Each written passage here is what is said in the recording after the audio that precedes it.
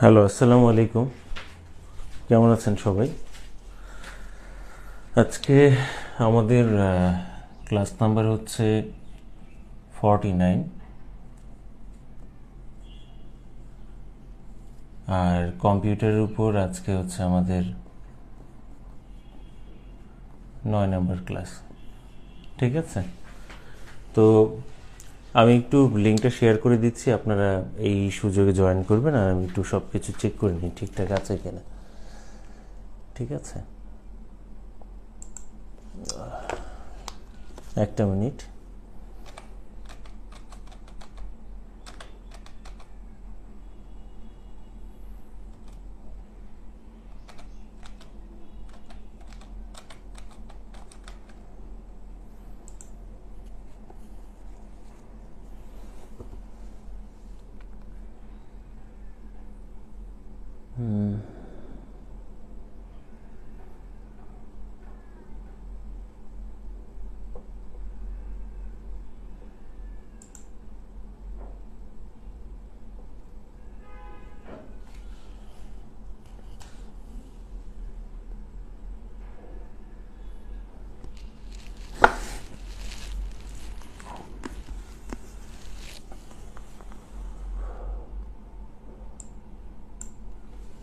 সবাই একটু জয়েন করতে থাকেন। আমি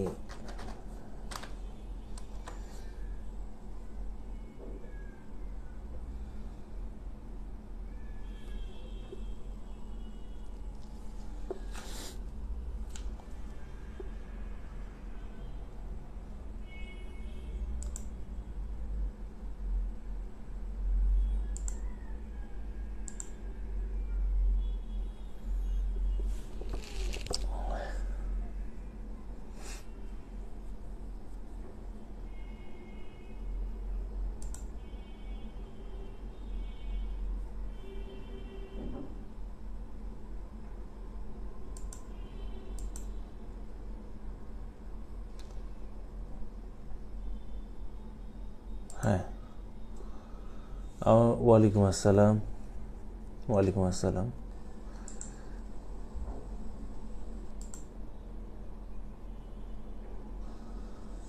ওয়ালাইকুম আসসালাম। ওয়ালাইকুম আসসালাম।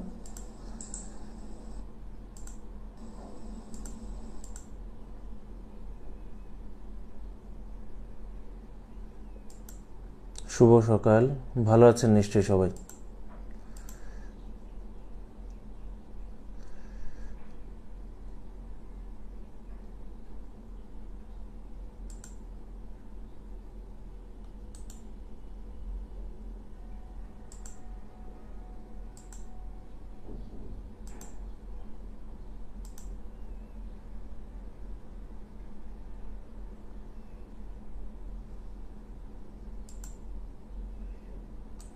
আর 1 মিনিট সময় নিব, এর মধ্যেই আমাদের ক্লাসটা শুরু করে দিব আর কি।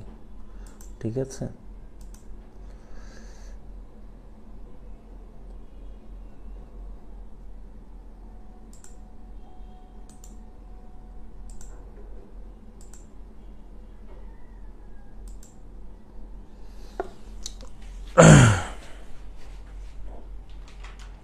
জি আলহামদুলিল্লাহ ভালো আছি। তো আমরা ক্লাস শুরু করতে পারি, ঠিক না? আলহামদুলিল্লাহ ভালো আছি। তো আজকে সকালে এবং রাতে দুইটাই কম্পিউটারের ক্লাস রেখেছে আর কি। ঠিক আছে, তারপর আজকে রুটিন দিয়ে দিব আগামী 15 দিনের, কোন দিন ক্লাস হবে আর হচ্ছে কোন দিন পরীক্ষা হবে। ঠিক আছে, তা আমরা শুরু করি। আমরা আজকে যেটা দেখব, কম্পিউটারের আসলে প্রকারভেদের মধ্যেই আমরা আছি, এখনো শেষ হয়নি। আমরা এটা একটু ভুল করে ফেলি অনেক সময়, মানে এটা পড়ার সময়। যেমন আপনারা যদি একটু যান, ঠিক আছে, যে জায়গাটায় বলেছিলাম যে একটা পেজ মানে আপনাদেরকে ফাঁকা রাখার জন্য, যে একটা পেজ ফাঁকা রাখার জন্য বলেছিলাম, ওই একটা পেজে যান। ওই একটা পেজে যাওয়ার পর এইখানে আমরা বলছি কম্পিউটারের কথা। ঠিক আছে, হ্যাঁ,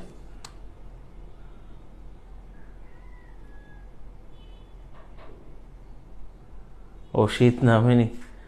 না, শীত নেমেছে। আমি ধরেন আমার এই ঘরে মানে দুইটা দুইটা চারটা, আর এই উপরের দিকে একটা, মানে হচ্ছে 6টা 40 মানে ওয়াটের করে লাইট। তো 40 ওয়াটের করে লাইট হলে তাহলে 40 40 মানে হচ্ছে এই প্রত্যেকটা 40 করে। এবার তাহলে বুঝেন যে মানে কিসের মধ্যে আছে। ঠিক আছে, 200 ওয়াটের মতো আলো মানে হচ্ছে মানে এদিকে পড়তেছে, 200 ওয়াট শক্তি বিশিষ্ট আলো। তো এর জন্য রুম পুরো বদ্ধ, তো মানে এই কারণে শীতটা ওইভাবে লাগছে না। তবে ঠান্ডা ভালো পড়েছে, ঠান্ডা ভালো পড়েছে। আপনার হচ্ছে জানালা টানা সব কিছু আটকানো, তো যার কারণে একটু উষ্ণ ভাব আছে, সব কিছু অফ করে এর জন্য। কিন্তু ঠান্ডা ভালো পড়েছে, এখানে নারায়ণগঞ্জে মোটামুটি ঠান্ডা পড়ে গেছে। আচ্ছা, তো ওই যে 1 পেজ ফাঁকা রাখতে বলেছিলাম, সেই জায়গাটাই আর কি যাবেন। যাওয়ার পর আমি আগে দেখাই, তারপর তারপর আপনারা তুলে নিন। ঠিক আছে, সেটা হচ্ছে কম্পিউটারের প্রকারভেদের মধ্যে আমরা একটা জিনিস দেখেছিলাম, সেটা হচ্ছে হ্যাঁ, একটা হচ্ছে যে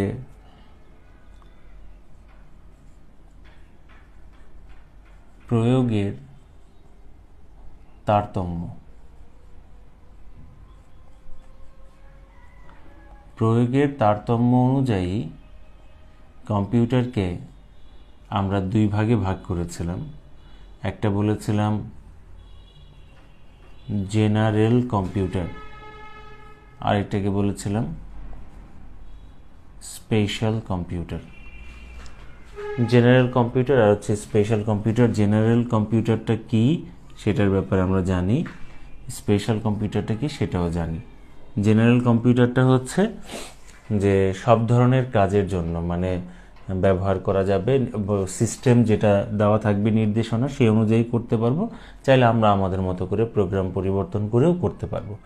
স্পেশাল কম্পিউটার মানে হচ্ছে এমবেডেড কম্পিউটার, এবং সেই কম্পিউটারকে আসলে যে নির্দেশনা দেওয়া থাকবে ওই নির্দেশনা অনুযায়ী কাজ করতে হবে, আমরা আমাদের মতো করে প্রোগ্রাম করে করতে পারবো না।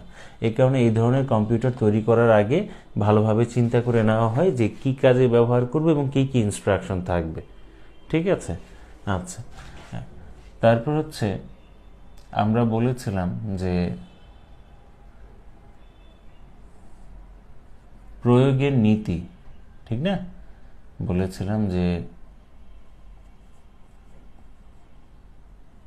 প্রয়োগের নীতি, সেই প্রয়োগের নীতি অনুযায়ী যদি খেয়াল করি, এই কম্পিউটারকে আমরা 3টা ভাগে ভাগ করতে পারবো। এক, অ্যানালগ কম্পিউটার। অ্যানালগ কম্পিউটার যেটা ন্যাচারাল জিনিসকে সে ইনপুট হিসেবে গ্রহণ করে, ঠিক কিনা, এবং আউটপুটটা সে মানে কাটার মাধ্যমে সে নির্দেশ করবে।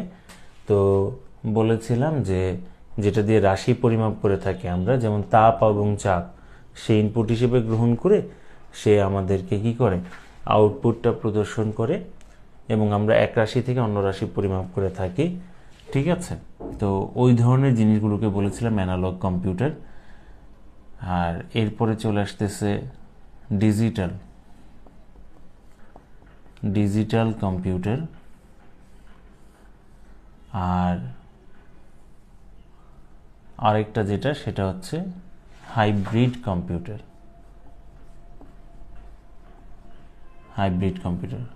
আগে লিখতে না করলাম কেন, কারণ নিজের মতো করে পরে ছকটা তৈরি করতে পারবেন। তাহলে প্রয়োগের তারতম্য, প্রয়োগের নীতি এ অনুযায়ী হচ্ছে 2 প্রকার, 1 2, নীতি অনুযায়ী হচ্ছে 3 প্রকার। আচ্ছা, এগুলো সম্পর্কে আমরা জেনেছি। না এখন না, পুরোটা দেখিয়ে নিই তারপরে। আচ্ছা, এরপরে এই কম্পিউটারের শ্রেণীবিভাগটা যেটা চলে গেল সেটা হচ্ছে ব্যবহারের ক্ষেত্র, আকার, আয়তন, ঠিক কিনা, কাজের ক্ষেত্র অনুযায়ী। কাজ বা ব্যবহারের ক্ষেত্র, কাজ বা ব্যবহারের ক্ষেত্র। কাজ বা ব্যবহারের ক্ষেত্র অনুযায়ী আমরা দেখলাম এটা 4 ধরনের হতে পারে। কম্পিউটারটা কয় ধরনের হতে পারে? 4 ধরনের হতে পারে। এবং এই 4 ধরনের ক্ষেত্রে, ঠিক আছে, এই 4 ধরনের ক্ষেত্রে আমরা যেটা দেখলাম যে শ্রেণী বিভাগটা, সেটা হচ্ছে super computer, main frame computer,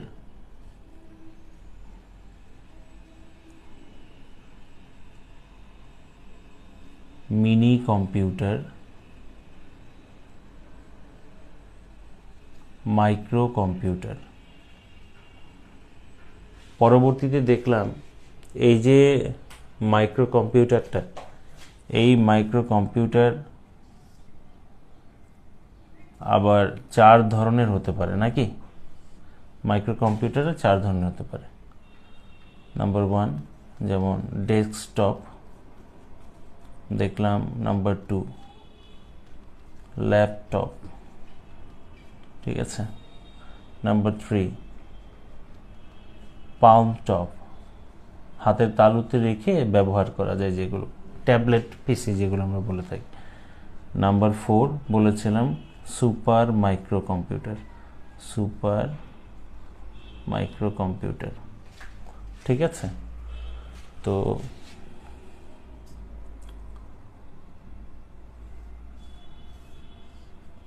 এইখানে তাহলে আমরা যেভাবে মানে করলাম আর কি, ঠিক আছে, যে প্রয়োগের তারতম্য, প্রয়োগের নীতি, কাজ ও ব্যবহারের ক্ষেত্র। তো এইখানে যে বিষয়টা আমরা বলে থাকি, এই জিনিসটাকে আবার বলে থাকি যে সিগন্যালের উপর ভিত্তি করে কয় ভাগে ভাগ করা হয়েছে। Signal, analog signal, digital signal, আর যে অ্যানালগকে গ্রহণ করে ডিজিটালে রূপান্তর করে, ঠিক আছে, এই জিনিসটাকে আবার সিগন্যাল হিসেবে ব্যবহার করে থাকি। এখন আরেকটা বিষয়, সেটা হচ্ছে এই কম্পিউটারকে বিভিন্ন জিনিসের আবিষ্কার, হ্যাঁ, মূলত বিভিন্ন ডিভাইসের আবিষ্কার, বিভিন্ন ডিভাইসের আবিষ্কার, ঠিক আছে, বিভিন্ন ডিভাইসের আবিষ্কার এবং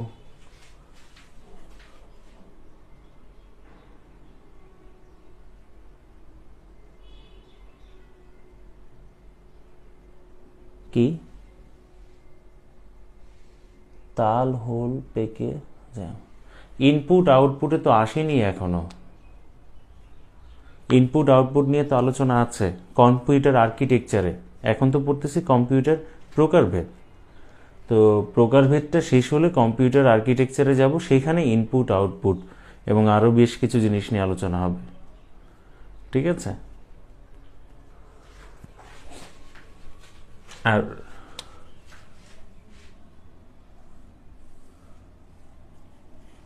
তো ডিভাইসের আবিষ্কার, তো ডিভাইসের আবিষ্কার সম্পর্কে যদি বলি যে বিভিন্ন সময় কম্পিউটারকে আপডেট করতে গিয়ে, তারপর হচ্ছে কম্পিউটারের সাইজটাকে রিডিউস করতে গিয়ে আমরা দেখেছি বিভিন্ন জিনিসের আবিষ্কার হয়েছে। যেমন এবং বিভিন্ন ধরনের সুযোগ সুবিধার দিক থেকেও আমরা যদি দেখি, যেমন প্রথম দিকে কম্পিউটারের ভিতরে মানে ডিজিটালাইজড করার জন্য ভ্যাকুয়াম টিউবের আবিষ্কার হলো। ভ্যাকুয়াম টিউবের পর ট্রানজিস্টরের পর আমরা দেখলাম কম্পিউটারের মধ্যে আইসি ব্যবহৃত হয়েছে, ঠিক আছে। মাইক্রো প্রসেসরের কথা যদি বলি, ইন্টারনেটের ব্যবহার হয়েছে, মডেমের ব্যবহার হয়েছে। এই যে বিভিন্ন ধরনের ব্যবহার, ঠিক আছে, বিভিন্ন ধরনের জিনিসের আবিষ্কার এবং তার ব্যবহার, এইটার উপর ভিত্তি করে কম্পিউটারের প্রকারভেদটা একটা জেনারেশনে বিভক্ত হয়। তাহলে কম্পিউটারের যে জেনারেশনটা, সেই জেনারেশনটা পাওয়া যায় বিভিন্ন ডিভাইসের আবিষ্কার ও তাদের ব্যবহার নিয়ে, ঠিক আছে। এই কারণে আমি বলেছি যে বিভিন্ন ডিভাইসের আবিষ্কার ও তাদের ব্যবহারের উপর ভিত্তি করে কম্পিউটারের যে প্রকারভেদ, সেটা আবার হয়ে যেতে পারে 5 ধরনের। কয় ধরনের? 5 ধরনের।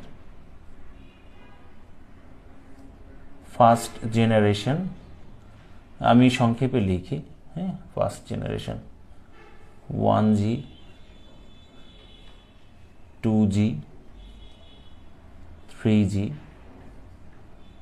4G আর হচ্ছে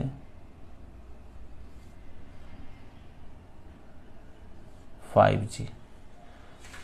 তাহলে এই জিনিসটা সম্পর্কে আজকে আমরা জানব যে কিভাবে কম্পিউটারের মধ্যে বিভিন্ন ডিভাইসের ব্যবহার, এই ব্যবহারের উপর ভিত্তি করে কম্পিউটারকে আমরা আরো বেশ কিছু ভাগে ভাগ করতে পারি। এই কারণে অনেক সময় বলে যে, যেমন এই জায়গাটা থেকে কেমন প্রশ্ন করতে পারে, সেটা হচ্ছে যে প্রথম জেনারেশনের বৈশিষ্ট্য কোনটি, কম্পিউটারের ক্ষেত্রে প্রথম জেনারেশনের বৈশিষ্ট্য কোনটি, দ্বিতীয় জেনারেশনের বৈশিষ্ট্য কোনটি, অথবা এরকম প্রশ্ন করতে পারে কোনটি প্রথম জেনারেশনের কম্পিউটার, কোনটি সেকেন্ড জেনারেশনের কম্পিউটার। আবার এইভাবে প্রশ্ন করতে পারে ডিভাইসের আবিষ্কারের উপর ভিত্তি করে, বলতে পারে যে কম্পিউটারের সেকেন্ড জেনারেশনের যাত্রা শুরু হয়েছে কোনটির আবিষ্কারের ফলে, কম্পিউটারের থার্ড জেনারেশনের আবিষ্কার শুরু হয়েছে কোন জেনারেশনের ফলে। ঠিক আছে, তো এই জায়গাটাই আমরা একটু খেয়াল রাখবো।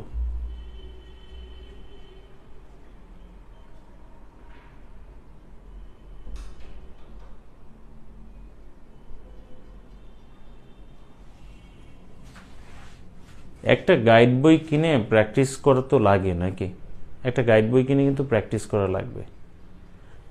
ঠিক আছে, কোনো স্যারই তো 100% সব কিছু দিতে পারবে না। আমি জাস্ট আপনাদের কনসেপ্টটা ক্লিয়ার করে দিতে পারবো, আর হচ্ছে যে জায়গাগুলোতে সমস্যা হয় সেটা আমি একটু ইজি করে দিতে পারবো। ঠিক আছে, বাট কোনো স্যারের লেকচারই তো 100% আপনার কভার করবে না। তো আপনাকে কি করতে হবে, কিছু তথ্যের যখন গ্যাপ থাকবে এটা মেটানোর জন্য প্র্যাকটিস করতে হবে, অনুশীলন করতে হবে, আর পরীক্ষা দিতে হবে। একই পড়া বারবার পড়তে হবে, কারণ অনেকগুলো পড়া মনে রাখতে হয়, তো এতগুলো পড়া আসলে স্বাভাবিকভাবে মনে রাখা খুবই কষ্টদায়ক, স্বাভাবিকভাবে থাকে না। তখনই মনে থাকবে যখন বারবার পড়বো। ঠিক আছে, আমার যদি মতামত চান, যে কোনো একটা গাইড বই এটা কিনতে হবে বা পড়তে হবে, পড়তে হবে বলতে গেলে প্র্যাকটিস করার জন্য করতে হবে। আর এই জিনিসগুলো একদম প্রথম ক্লাসে, ওরিয়েন্টেশন ক্লাসে আমি বলে দিয়েছি। ঠিক আছে, ল্যাপটপ, আচ্ছা, এখানে ল্যাপটপের বিষয়টা বলিনি, যে ওই যে নোটবুক বা নেটবুক, এই দুই ভাগে যেটাকে ভাগ করা, চাইলে লিখতে পারেন আসলে।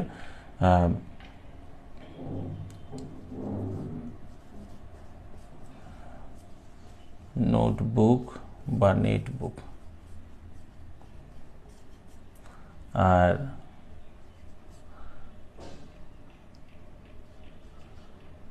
PDA, personal digital assistant. আচ্ছা, তাহলে এবার আপনারা দেখেন পুরো বিষয়টা। ঠিক আছে,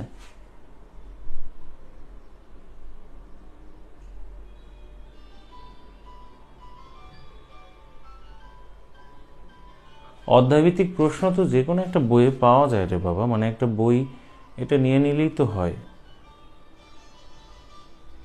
ঠিক আছে, অধ্যায়ভিত্তিক প্রশ্ন এটা তো পাওয়া যায় যে কোনো একটা বইতে।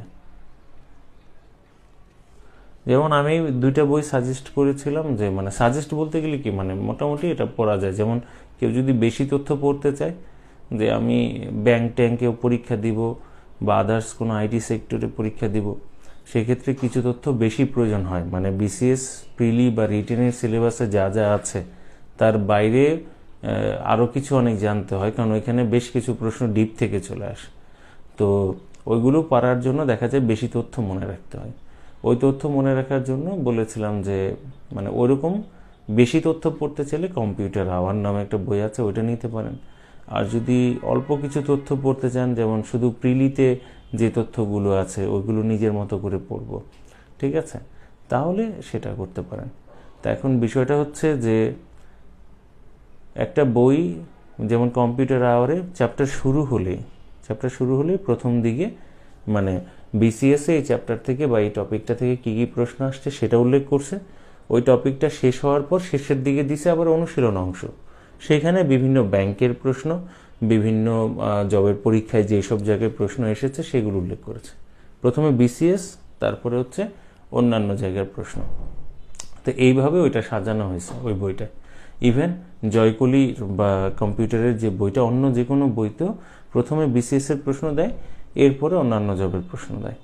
তা আপনি একটা বই মানে কিনে নেওয়া উচিত, আর একটা বই কিনলে তো ক্ষতি হয় না, ঠিক আছে, একটা বই কিনে নেওয়া উচিত। তারপরেও যদি মনে হয় যে না বই থেকে দেখবো না, বুঝি না, ঠিক আছে, তাহলে ঠিক আছে, সেটা আমি করে দেব, কিন্তু একটা বই কেনা উচিত। হ্যাঁ, আচ্ছা। তা এখন যে বিষয়টা, ঠিক আছে, সেটা হচ্ছে প্রয়োগের তারতম্য, প্রয়োগের নীতি, কাজ, ব্যবহারের ক্ষেত্র, আর হচ্ছে বিভিন্ন ডিভাইসের আবিষ্কারের উপর ভিত্তি করে কম্পিউটারকে আমরা বিভক্ত করতে পারি। প্রয়োগের তারতম্য অনুযায়ী আবার বলছি জেনারেল, স্পেশাল। প্রয়োগের নীতি বা সিগন্যালের উপর ভিত্তি করে অ্যানালগ, ডিজিটাল, হাইব্রিড। কাজ বা ব্যবহারের ক্ষেত্রের উপর ভিত্তি করে super, mainframe, mini, micro computer. Micro computer আবার 4 ভাগে বিভক্ত: desktop, laptop, palmtop, super micro computer. আর হচ্ছে ল্যাপটপে এখানে নোটবুক বা নেটবুক, আর হচ্ছে কি আমরা 2 ভাগে ভাগ করতে পারি, পিডিএ মানে পার্সোনাল ডিজিটাল অ্যাসিস্ট্যান্ট। আর ডিভাইসের আবিষ্কারের উপর ভিত্তি করে, হ্যাঁ, ডিভাইসের আবিষ্কারের উপর ভিত্তি করে first generation, second generation, third generation, fourth generation, আর হচ্ছে কি ফিফথ জেনারেশন। এই জেনারেশনটা নির্ধারিত হয় বিভিন্ন ডিভাইসের আবিষ্কার ও ব্যবহারের উপর ভিত্তি করে। ঠিক আছে, আবারও বলছি, বিভিন্ন ডিভাইসের আবিষ্কার ও ব্যবহারের উপর ভিত্তি করে কম্পিউটারের জেনারেশন নির্ধারিত হয়। তাহলে আমাদের এই জায়গাগুলো পড়া হয়েছে, মানে এই যে জায়গাটা, এই জায়গাগুলো আমরা পড়ে ফেলেছি, ঠিক আছে, শুধু ওই জেনারেশনের জায়গাটা বাকি আছে।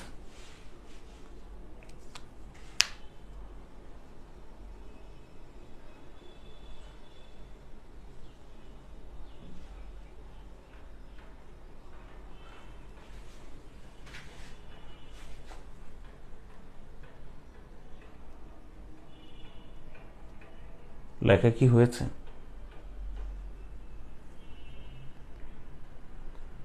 আরেকটা কথা বলি, যেগুলো শুধু প্রয়োজন সেটা বলতে কিন্তু কোনো কথা নেই, ঠিক আছে। আমার কথাগুলো হয়তো ভালো লাগবে না, এটা পরীক্ষা দেওয়ার পরে তারপর বুঝবেন।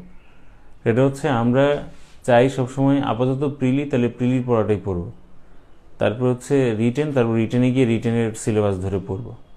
কিন্তু আমি প্রথম থেকে বলে আসতেছি যে আমাদের বেসিকটা ক্লিয়ার করতে হলে কমন যে টপিকগুলো আছে, যেগুলো প্রিলিতেও আছে, রিটেনেও আছে, সেগুলো আমাদের একসাথে করে পড়তে হবে, ঠিক আছে, একসাথে করে পড়তে হবে, যেগুলো দুইটা জায়গায় কমন।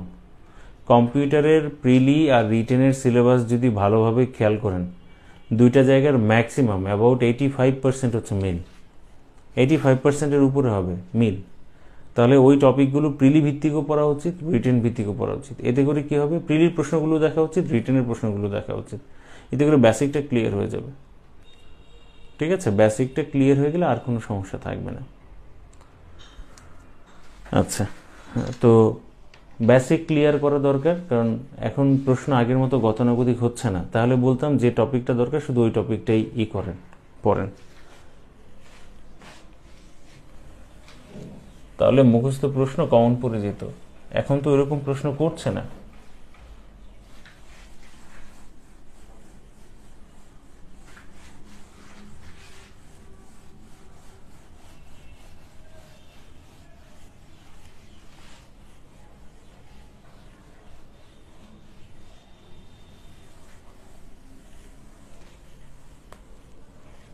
আচ্ছা, এখন আমি বললাম যে জেনারেশনের যে বিষয়টা, এই জেনারেশনের বিষয়টা কিভাবে আসবে। যেমন জেনারেশনের বিষয়টা আসবে যে আমরা যে ফার্স্ট জেনারেশনের কথা বলছি, বা সেকেন্ড জেনারেশনের কথা বলবো, থার্ড জেনারেশনের কথা বলবো, ফোর্থ জেনারেশন, আর হচ্ছে ফিফথ জেনারেশন। এগুলো আসলো কিভাবে? যেমন সেকেন্ড জেনারেশন আমরা বলি ট্রানজিস্টরের ব্যবহার। ট্রানজিস্টর, এই ট্রানজিস্টর আসলো কত সালে? 1948 সালে। কম্পিউটারের থার্ড জেনারেশন, এখানে ব্যবহার দেখি ইন্টিগ্রেটেড সার্কিট। আইসি জিনিসটা কি, এগুলো প্রথমেই পড়ায় আসছি। আবিষ্কারের বিষয়টা যদি বলি 1958, ঠিক আছে। তো এখন 1948 সালে আবিষ্কার হয়েছে, আর আবিষ্কারের পরপরই তো সাথে সাথে এই জিনিসটা ব্যবহার হয়নি। 1958 সালে আইসি ব্যবহৃত হয়েছে, আর আইসি ব্যবহারের পরই সাথে সাথে কম্পিউটারে এটা ব্যবহার করা হয়নি। তবে কম্পিউটারকে উন্নতির জন্যই এটা চিন্তা করে তৈরি করা হয়েছিল। তা এখন বিষয়টা হচ্ছে, তাহলে প্রথম কথা হলো এখানে দুটো বিষয়, এক আবিষ্কার, ঠিক আছে, আরেকটা হচ্ছে ব্যবহার। ঠিক এটার বেলা আমরা দুটো জিনিস পাবো, আবিষ্কার এবং ব্যবহার।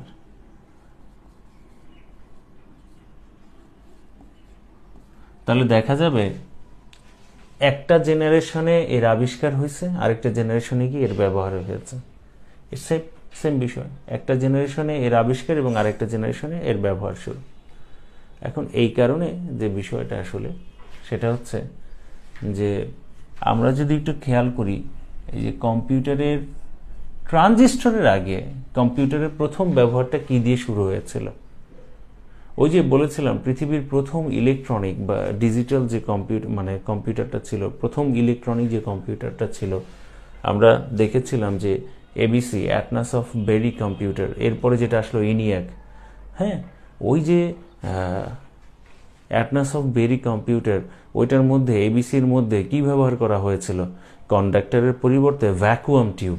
তাহলে ফার্স্ট জেনারেশনের মধ্যে আমরা যার ব্যবহারটা দেখব সেটা হচ্ছে ভ্যাকুয়াম টিউব।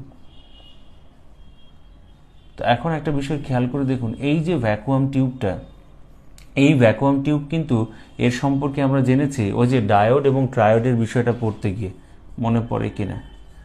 ডায়োড বা ট্রায়োডের বিষয়টা পড়তে গিয়ে, ঠিক আছে, আমরা পড়েছিলাম 1904 থেকে 1912 এই সালের মধ্যে, ঠিক আছে, এগুলোর যে আবিষ্কার, ঠিক আছে, ভ্যাকুয়াম টিউবগুলোর আবিষ্কার এবং ব্যবহার শুরু হয়, পরবর্তীতে কম্পিউটারের ব্যবহার শুরু হয়।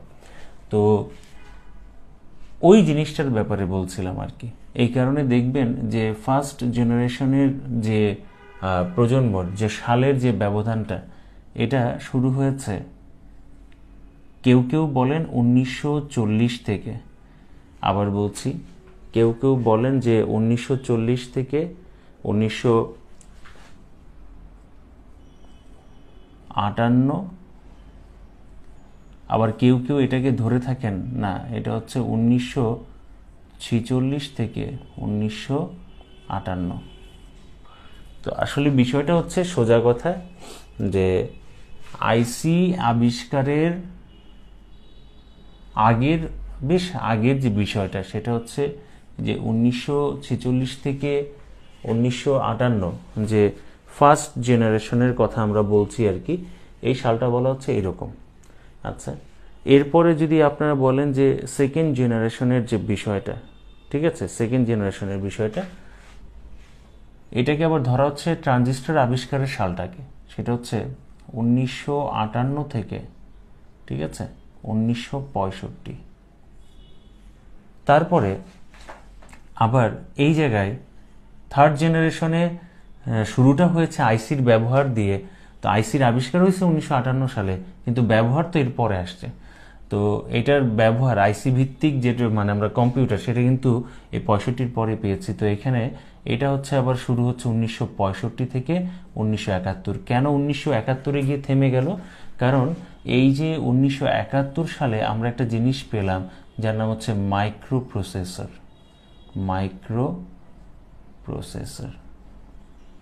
1971 সালে আমরা মাইক্রো প্রসেসর পেলাম, যার মাধ্যমে মাইক্রো কম্পিউটারের যাত্রা শুরু, এবং এই সালটা ছিল 1971।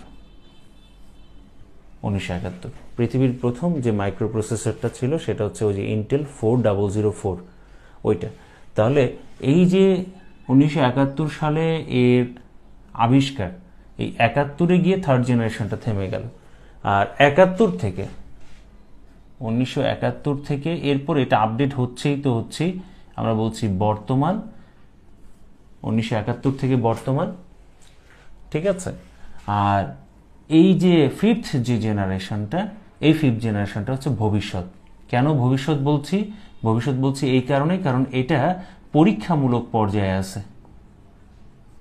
পরীক্ষামূলক মানে এটাকে আপডেট করা হচ্ছে, এটা নিয়ে আরো কাজ করা হচ্ছে, পরীক্ষামূলক পর্যায়ে আছে। তাহলে এই কারণে এখানে কোনো সাল আমরা পাবো না, ঠিক আছে, এখানে আমরা কোনো সাল পাবো না। তাহলে এখন একটা বিষয় খেয়াল করে দেখুন যে এই যে মানে আমি এটা দেখানোর উদ্দেশ্যটা হচ্ছে, আমি তো প্রত্যেকটা জেনারেশন নিয়ে আলাদা আলাদাভাবে কথা বলবো, কিন্তু এটা দেখানোর উদ্দেশ্যটা হচ্ছে যে ওই যে আমি একটু আগে বলে আসলাম যে কম্পিউটারের জেনারেশনের বিষয়টা কিছু ডিভাইসের আবিষ্কার এবং তার ব্যবহারের উপর ভিত্তি করে নির্ধারিত হয়েছে। আবার বলছি, কম্পিউটারের যে জেনারেশনের বিষয়টা কিছু ডিভাইসের আবিষ্কার এবং তার ব্যবহারের উপর ভিত্তি করে করা হয়েছে। তো এখন যদি আমরা দেখি যে তাহলে ওই যে বলে যে ফার্স্ট জেনারেশনের বৈশিষ্ট্য কোনটি, সবচেয়ে বড় বৈশিষ্ট্য হচ্ছে ভ্যাকুয়াম টিউব ব্যবহার করা হতো। সেকেন্ড জেনারেশনের বৈশিষ্ট্য কোনটি, সেটা হচ্ছে ট্রানজিস্টরের যে ব্যবহার সেটা হতো, কিন্তু যদিও ট্রানজিস্টর আবিষ্কার হতো 1948, তো 1948 সালটা চলে গেছে কোথায়, ফার্স্ট জেনারেশনে। তাহলে ফার্স্ট জেনারেশনের সময়, প্রথম প্রজন্মের সময়, কম্পিউটারের প্রথম প্রজন্মের সময় ট্রানজিস্টর আবিষ্কার হয়েছিল, কিন্তু ট্রানজিস্টর ব্যবহৃত হয়নি। ট্রানজিস্টরের ব্যবহারটা শুরু হয়েছে যেখান থেকে, যে কম্পিউটার থেকে, সেটা হচ্ছে কি সেকেন্ড জেনারেশন, সেটা কি সেকেন্ড জেনারেশন। আবার দেখেন এটার জেনারেশনের যে সময়কালটা সেটা হচ্ছে 1958 থেকে 1965। 1958 সালে কার আবিষ্কার হলো, আইসি। তাহলে দ্বিতীয় প্রজন্মের কম্পিউটারে আমরা ট্রানজিস্টর ব্যবহার করতেছি, আইসির ব্যবহার করিনি। তাহলে এই সময়টাতে আইসির আবিষ্কার হয়েছে, আইসির ব্যবহার শুরু হয়েছে যেখান থেকে, সেটা আবার প্রজন্ম চেঞ্জ হয়ে গেল, থার্ড জেনারেশন, ঠিক আছে, থার্ড জেনারেশন। এবং এই সময়কালটা ধরা হচ্ছে সেটা হচ্ছে 1965 থেকে 1971। এবং এই সময় আমরা বেশ কয়েকটা জিনিস জানি, যেমন 1962 সালের দিকে কম্পিউটার প্রথমবারের মতো মডেম ব্যবহার করা হয়। তাহলে মডেম ব্যবহার করা হয়, তাহলে বুঝাই যাচ্ছে যে বিষয়টা সেটা হচ্ছে কানেকশনের একটা বিষয় চলে আসবে। 69-এ আমরা দেখি যে আরফানেট বা ইন্টারনেট সংক্ষেপে যদি বলি, হ্যাঁ, এই ইন্টারনেটের বিষয়টা চলে আসে। তাহলে দেখা যাচ্ছে কিছু জিনিসের ব্যবহার এবং প্রযুক্তিগত উন্নয়ন কিন্তু হচ্ছে। ইন্টারনেটের বিষয়টা কিন্তু এর আগের জেনারেশনগুলোতে কিন্তু আসেনি, থার্ড জেনারেশন থেকে এর যাত্রাটা শুরু হয়েছে। আচ্ছা, এরপরে এই 71-এ গিয়ে থেমে গেল কেন? কারণ 71-এ আরেকটা সুন্দর একটা জিনিস তৈরি হলো যার নাম হচ্ছে মাইক্রোপ্রসেসর। এই যে মাইক্রোপ্রসেসরটা তৈরি হলো এটা হচ্ছে 1971 সালে, এবং এরপর থেকে এর ব্যবহারটা শুরু। তো এই 1971 থেকে তখন ধরা হলো জেনারেশন চেঞ্জ, সেটা হচ্ছে ফোর্থ জেনারেশন, এবং যে জিনিসটাকে ধরে তৈরি হলো সেটা হচ্ছে কি মাইক্রোপ্রসেসর। তাহলে ফোর্থ জেনারেশনের একটা বড় বৈশিষ্ট্য কি মাইক্রোপ্রসেসরের ব্যবহার। আচ্ছা, এটা 1971 সাল থেকে এখনো পর্যন্ত বর্তমান, কারণ আমরা জানি যে মাইক্রোপ্রসেসরের আবার কিছু জেনারেশন আছে, তো এগুলো আস্তে আস্তে আপডেট হচ্ছে। তো বর্তমানে এগুলো আমরা ব্যবহার করতেছি। কিন্তু কিছু জিনিস আছে, কিছু বিষয় আছে সুপার কম্পিউটার পড়ার সময় আমরা পড়েছিলাম, যেগুলোতে ব্যবহার করা হবে বা ব্যবহৃত হবে, যেমন ন্যাচারাল ল্যাঙ্গুয়েজ ইনপুট হিসেবে ব্যবহৃত হবে, কিন্তু এগুলো তো পরীক্ষামূলক কাজে, বিশেষ কাজে ব্যবহার করা হচ্ছে, পরীক্ষামূলকভাবে আছে। জনসাধারণের জন্য কিন্তু এইসব জিনিসগুলো এখনো পর্যন্ত উন্মুক্ত না। তারপর হচ্ছে আমরা ইশারা বা ইঙ্গিত দিয়েই ডিভাইসগুলো ব্যবহার করতে পারবো, এগুলো কিন্তু পরীক্ষামূলক পর্যায়ে আছে। তো যদিও তার কিছু কিছু স্মল ভার্সন আমরা ব্যবহার করছি, যেমন হচ্ছে গুগল অ্যাসিস্ট্যান্ট, যদি আমরা অ্যান্ড্রয়েড অ্যাসিস্ট্যান্ট, গুগল অ্যাসিস্ট্যান্ট যদি ব্যবহার করি, ভয়েস কমান্ড নিতে পারে, এটাও কিন্তু একটা আপডেট জিনিস, ঠিক আছে। তো যাই হোক, ফিফথ জেনারেশনের যে বৈশিষ্ট্যগুলো আমরা দেখব, এগুলো আসলে আস্তে আস্তে ইনপুট করা হচ্ছে এবং পরীক্ষামূলকভাবে আছে, একটা পর্যায়ে গিয়ে আমরা হয়তো পাবো। তো এই কারণে এটার জেনারেশনের সাল এখনো পর্যন্ত করা নেই, এটা বলা হচ্ছে যে ফিউচার। তো দেখেন, এই যে এরকম ভাবে বিভিন্ন জিনিসের আবিষ্কার এবং ব্যবহারের উপর ভিত্তি করে আমাদের জেনারেশনের বিষয়গুলো চলে আসে। তো আমরা যেহেতু প্রশ্নগুলো কেমন হয়, প্রশ্নগুলো করে যে ফার্স্ট জেনারেশনের বা সেকেন্ড জেনারেশনের বৈশিষ্ট্যটা কি, প্রথম কথা হচ্ছে বৈশিষ্ট্যটা কি। তারপর প্রশ্ন হতে পারে উদাহরণ নিয়ে, আর হতে পারে যেহেতু একটা ডিভাইস এর ব্যবহার বা আবিষ্কারের উপর ভিত্তি করে দেখা যাচ্ছে জেনারেশনটা নির্ধারিত হয়, ওই ডিভাইসটা মূল যে ডিভাইসটা, প্রধান যে ডিভাইসটা, সেই জিনিসটা সম্পর্কে আমাদের একটু জেনে রাখতে হবে। ঠিক আছে, তাহলে আমরা এই যে জেনারেশন যখন পড়বো তাদের বৈশিষ্ট্য, উদাহরণ, আর ওই যে বিশেষ যে ডিভাইসটা তার আবিষ্কার বা ব্যবহারটা কোন প্রজন্ম থেকে শুরু হলো সেই জিনিসটা সম্পর্কে আমরা জানবো। আর আরেকটা বিষয় হতে পারে সেটা হচ্ছে সাল, প্রজন্মের সাল। প্রথম প্রজন্মের পরিধিটা কত, দ্বিতীয় প্রজন্মের পরিধি কত, তৃতীয় প্রজন্মের পরিধি কত, ফোর্থ জেনারেশনের পরিধি কত, মানে ফিফথ জেনারেশনের পরিধি কত, এই যে সময়ের যে পরিধিটা, এই জিনিসগুলো আমাদের একটু খেয়াল রাখতে হবে। তো পড়ার সময় এই জিনিসগুলি আপনারা মার্ক করে করে বই থেকে পড়বেন, ঠিক আছে? কেননা যত ধরনের প্রশ্ন জেনারেশন ভিত্তিক হয়েছে, বৈশিষ্ট্য, উদাহরণ, ডিভাইস, না হয় সাল। ঠিক আছে, তাহলে আমি একটু মুছে দিতে চাচ্ছি।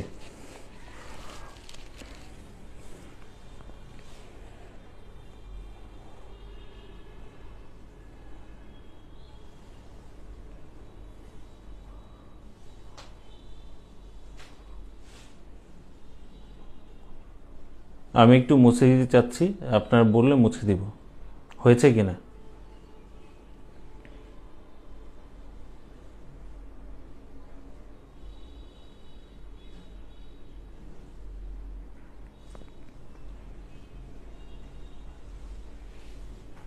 আচ্ছা, আমি মুছে দিলাম।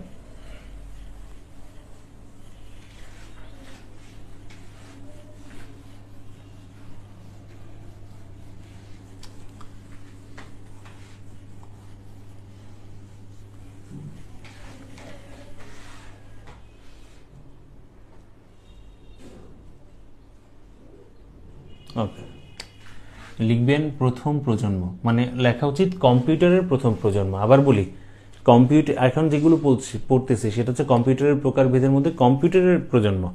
আবার প্রোগ্রামিং ভাষা যখন পড়বো সেই প্রোগ্রামিং ভাষার প্রজন্ম আছে। আবার মোবাইল টেকনোলজি যখন পড়বো মোবাইল টেকনোলজির প্রজন্ম আছে। তো আপাতত পড়ছি আমরা কি কম্পিউটারের প্রজন্ম আমরা দেখবো আরও সামনে 2-3 ধরনের চলে আসবে। তো আমরা বলছি কম্পিউটারের প্রথম প্রজন্ম।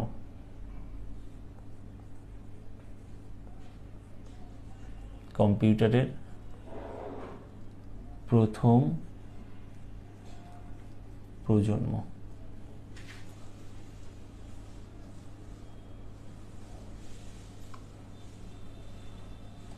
আচ্ছা, শুরুতেই এই প্রজন্মের যে পরিধিটা, সেই পরিধিটা দিয়ে আমরা শুরু করব। পরিধিটা হচ্ছে 1940 থেকে 1958, ঠিক আছে? অথবা এটা পাবেন 1946 থেকে 1958, কিন্তু কোনোভাবেই 1948কে ক্রস করবে না, ঠিক আছে? 1948কে ক্রস করবে না, মানে এই শুরুটা 1948কে ক্রস করবে না, 1940 বা 1946। আচ্ছা, এখন বিষয়টা হচ্ছে সময়ের পরিধিটা না হয় আমরা পেলাম। এখন আপনি একটু জাস্ট চিন্তা করে দেখেন যে প্রথম দিকে যে কম্পিউটারগুলো ছিল সেই কম্পিউটারগুলো মানে সাইজটা কেমন ছিল, ছোট না অনেক বড়? তো স্বাভাবিকভাবে প্রথম প্রজন্মের যে কম্পিউটারগুলো মানে সেগুলো আকৃতির দিক থেকে অনেক বড় ছিল। তাহলে আমরা বলতে পারি যে আকৃতি বা সাইজ, আকৃতি অত্যন্ত বৃহৎ, অত্যন্ত বৃহৎ, বা আকারের দিক থেকে অনেক বড়, ঠিক কিনা? অনেক বড় আকারের দিক থেকে সেটা ছিল অনেক বড়। স্বাভাবিকভাবেই আকারের দিক থেকে যদি আকারের দিক থেকে বড় ছিল, মাথাটা ছিল ছোট। মানে আমরা অনেক সময় বলি না যে সাইজ বড় লম্বা হইলে বুদ্ধি থাকে হাঁটুর নিচে, মানে এরকম একটা কথা বলি না? আবার ছোট হইলে বলি যে মানে বুদ্ধি থাকে মাথায়, হাঁটুতে বুদ্ধি থাকে না। ছোট যত নাটা তত, ঠিক কিনা? তো এখন বিষয়টা হচ্ছে সাইজ অনেক বড় কিন্তু বুদ্ধি হাঁটুর নিচে, মানে এর যে স্মৃতি, মেমোরি, এটা খুব বেশি সমৃদ্ধ ছিল না। মানে খুব সামান্য পরিমাণ তথ্য এর মধ্যে স্টোর করে রাখা যাইত।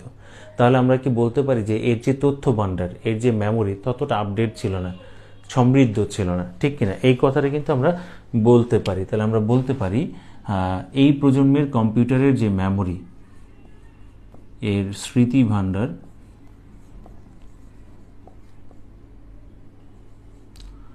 এর স্মৃতি ভাণ্ডার বা মেমোরির কথা বলছি, অত্যন্ত সীমিত। অত্যন্ত সীমিত। ঠিক আছে, নাম্বার 4। তাহলে আকৃতি অত্যন্ত বড় মানে অনেক বড়, মেমোরিটা অত্যন্ত সীমিত, মানে হচ্ছে এর মধ্যে কম তথ্য আমরা রাখতে পারতাম, একেবারেই কম, একেবারেই কম। আচ্ছা, আকৃতিতে যখন অনেক বড়, ঠিক আছে, তো স্মৃতি ভাণ্ডার কম, এই ধরনের যে কম্পিউটার এরা কিন্তু পাওয়ার কনজাম্পশন অনেক বেশি করত।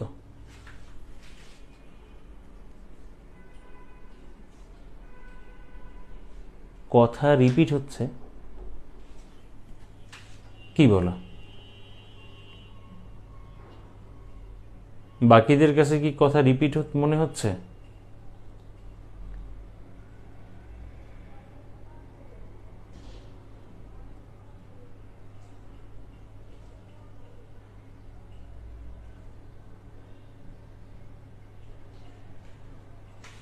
কথা ঠিক আছে নাকি রিপিট হচ্ছে, একটু দেখো তো।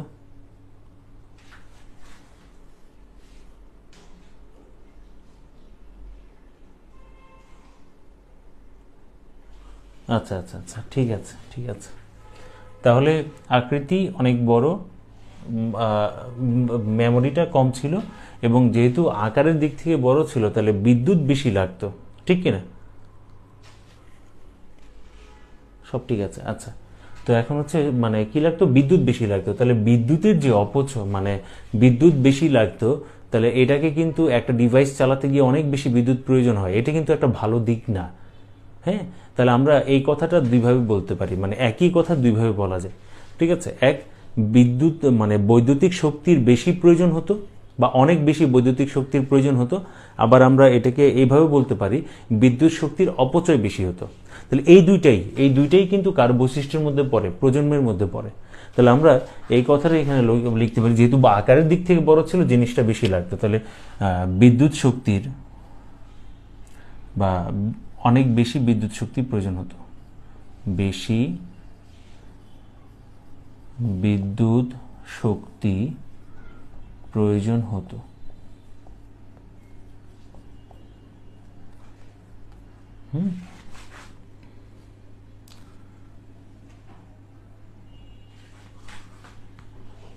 তো বেশি বিদ্যুৎ শক্তির প্রয়োজন হতো, এই কথার অর্থ হচ্ছে বিদ্যুৎ শক্তির অপচয় বেশি হতো। বিদ্যুৎ শক্তির অপচয়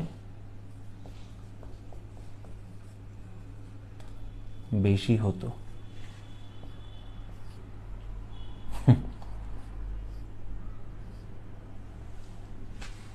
হতো নাকি হতো?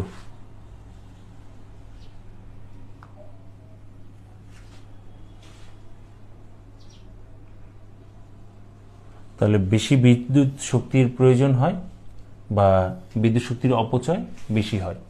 ঠিক আছে, তাহলে আমরা 4টা জিনিস জেনে নিলাম। ঠিক আছে, এখন একটা বিষয়, ওই যে বলেছিলাম যে প্রজন্মের মধ্যে কোনো না কোনো ডিভাইসের ব্যবহার বা আবিষ্কারের বিষয়টা আমরা জানতে পারবো। তো প্রজন্মের সালটা একটু তাকাই, 1948-এর মধ্যে পড়ে কিনা, এই পরিধির মধ্যে 1948 পড়ে। তাহলে এই সময় ট্রানজিস্টরের আবিষ্কার হয়েছে কিন্তু ব্যবহার শুরু হয়নি। ব্যবহার শুরু হয়েছে, তাহলে প্রজন্ম চেঞ্জ হয়ে যাবে, সেকেন্ড জেনারেশন। তাহলে আমরা এখানে বলতে পারি যে সোজা কথা, এখানে তাহলে যেটা ব্যবহার করা হইতো সেটা হচ্ছে কি, ভ্যাকুয়াম টিউব। তাহলে আমরা লিখে রাখি যে ভ্যাকুয়াম টিউবের ব্যবহার, ভ্যাকুয়াম টিউব এর ব্যবহার, ভ্যাকুয়াম টিউবের ব্যবহার। আর ভ্যাকুয়াম টিউবের ব্যবহারটা যখন হয়, এই যে বিদ্যুৎ শক্তি বেশি লাগার অর্থ হচ্ছে এখানে কিন্তু প্রচুর পরিমাণে তাপ উৎপন্ন হবে। ভ্যাকুয়াম টিউব যেহেতু ব্যবহার করা হচ্ছে, আমরা জানতাম যে ট্রানজিস্টর আর ভ্যাকুয়াম টিউবের মধ্যে পার্থক্যটা যখন দেখেছিলাম, ভ্যাকুয়াম টিউবে পাওয়ার বেশি লাগতো, ট্রানজিস্টরের ব্যবহারের পরে আমরা দেখছি যে পাওয়ারটা কম লাগতো। তার মানে এখানে এটা ব্যবহার করলে তাপ বেশি উৎপন্ন হতো, ট্রানজিস্টর ব্যবহার যখন শুরু হয় তখন তাপ শক্তিটা কি হয়, মানে কম উৎপন্ন হয়। ঠিক আছে, তাহলে এটা যেহেতু আমরা ব্যবহার করতাম, ঠিক আছে, তাহলে আমরা এখানে বলতে পারি যে এখানে প্রচণ্ড তাপ উৎপন্ন হয়, প্রচণ্ড তাপ উৎপন্ন হয়, প্রচণ্ড তাপ উৎপন্ন হয় বা হতো। আচ্ছা, তো তাপ উৎপন্ন হয়। এবার আমরা একটা কথা লিখতে পারি যে ট্রানজিস্টরের আবিষ্কার হয়।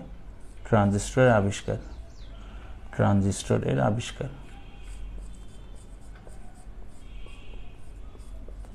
ট্রানজিস্টরের আবিষ্কার।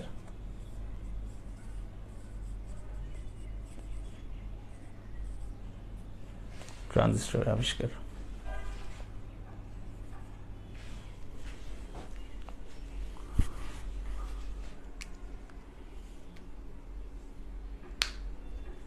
আচ্ছা, কি নেট প্রবলেম? তাহলে সাল পেলাম, আমরা সাইজের বিষয়টা জানলাম, মেমোরির বিষয়টা জানলাম, কেমন পাওয়ার লাগতো সেটা জানলাম, কোন একটা বিশেষ ডিভাইস যে ব্যবহৃত সেটার ব্যাপারে জানলাম, এবং এটার ব্যবহারের ফলে যে জিনিসটা ঘটনার একটা সমস্যা, এটা একটা প্রবলেম, সেটা হচ্ছে তাপ বেশি উৎপন্ন হতো। আর ট্রানজিস্টরের আবিষ্কার আমরা যে সময়টাতে দেখি সেটা হচ্ছে এটা। আচ্ছা, এখন যে বিষয়টা সেটা হচ্ছে মনটা জানতে চাইতে পারে এই জিনিসটা যে মেমোরি হিসেবে এখানে কি ব্যবহার করা হতো। আসলে মেমোরি হিসেবে অস্থায়ী যে চুম্বকগুলো আছে সেই চুম্বকগুলো ব্যবহার করা হতো, এবং এদেরকে বলা হয় ম্যাগনেটিক কোর। হ্যাঁ, ম্যাগনেটিক কোর বা চুম্বকীয় ড্রাম মেমোরি। হ্যাঁ, চুম্বকীয় ড্রাম মেমোরি। তা আমরা এই 7-এর পরে 8 নম্বরে যাব। ঠিক আছে, 8 নম্বর মেমোরি হিসেবে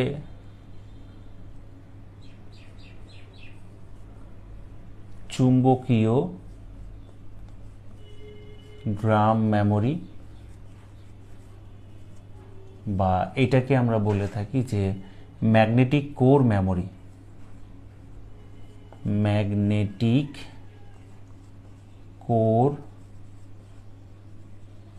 মেমোরি মানে হচ্ছে অস্থায়ী চুম্বক, অস্থায়ী চুম্বক মেমোরি হিসেবে ব্যবহৃত হতো। আর অস্থায়ী চুম্বকের বিষয়টা আমরা জানি, চুম্বক যখন পড়েছি সেটা হচ্ছে বেশিরভাগ ক্ষেত্রে চৌম্বক পদার্থগুলো,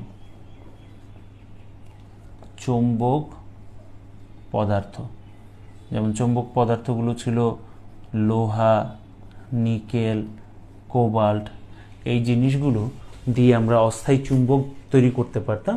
আর তখনকার সময়ে এই জিনিসগুলোই দিয়ে আসলে মেমোরি তৈরি করা হতো। এই কারণে এটাকে বলা হয় ম্যাগনেটিক কোর মেমোরি অথবা চুম্বকীয় ড্রাম মেমোরি।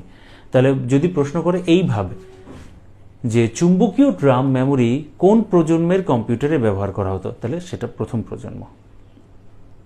ঠিক আছে, প্রথম প্রজন্ম। 9 নম্বর ইনপুট বা আউটপুট হিসেবে যেটা ব্যবহার করা হতো সেটা হচ্ছে প্রোগ্রামেবল কার্ড বা পাঞ্চ কার্ড।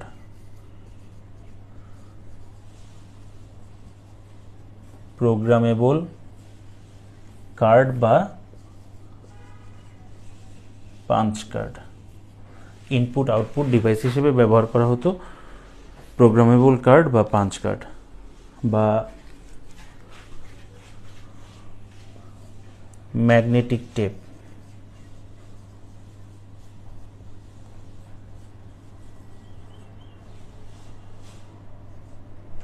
আচ্ছা, লেখা কি হয়েছে?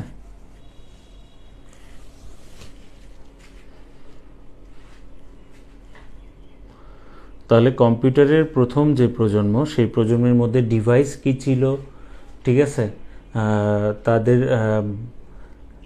মেমোরির ধরন কেমন ছিল, ইনপুট আউটপুট হিসেবে কেমন কি জিনিস ব্যবহার করা হতো, সালের যে বিষয়টা, এইসব বিষয়গুলো আমরা জেনে নিলাম। এখন অনেক সময় উদাহরণগুলো আমরা মনে থাকে না। হ্যাঁ, মনে রাখবেন এই জায়গায় যদি আমরা দেখি যে নামগুলো চলে আসবে আসলে একদম শুরুর দিকে, দেখেন মনে পড়ে কিনা এভিসির কথা, অ্যাটনাস অফ বেরি কম্পিউটার। ঠিক আছে, তারপর হচ্ছে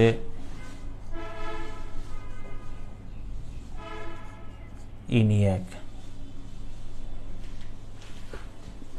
ইউনিভ্যাক,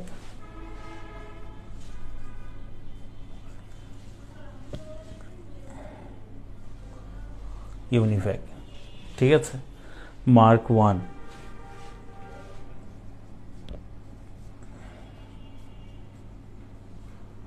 এই যে দেখেন এই নামগুলো সবই কিন্তু ক্যাপিটাল লেটারে, সব নামগুলো কি ক্যাপিটাল লেটার,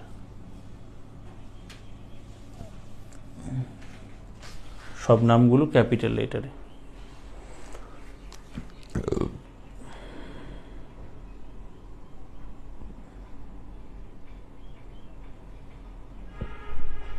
লেখা হয়েছে।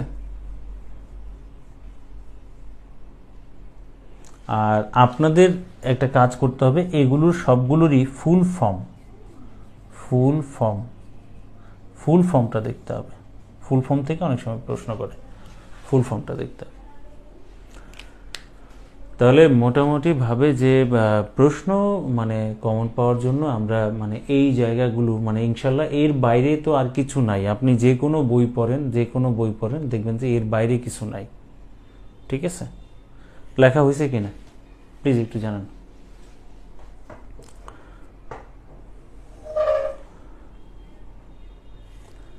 এটাতে নজর দিতে বলবো বিশেষ করে, কারণ এটার উপর ভিত্তি করে আস্তে আস্তে আপডেট হয়েছে, কিন্তু সামনের দিকে আস্তে আস্তে আমরা দেখবো যে আপডেট হয়েছে।